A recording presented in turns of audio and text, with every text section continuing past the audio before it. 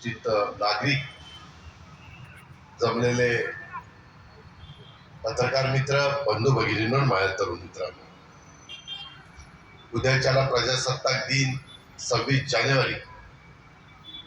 मी सुरुवातीलाच आपल्याला सगळ्यांना उद्याच्या 26 जानेवारीच्या प्रजासत्ताक दिनाच्या मनापासून हार्दिक शुभेच्छा देतो.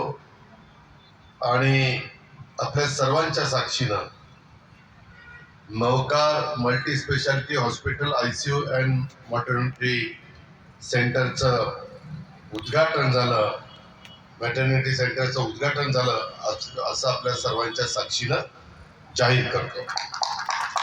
आत्ता सांगण्यात आलं की 11 वर्षापूर्वी ज्यावेळेस आमच्या डॉक्टर राजेश बोरांचं लग्नही झालेलं नव्हतं, वैद्यकीय क्षेत्रातलं प्रावीण्य मिळून त्यांनी इथं वडिलांच्या मदतीनं हॉस्पिटल काढलेलं होतं.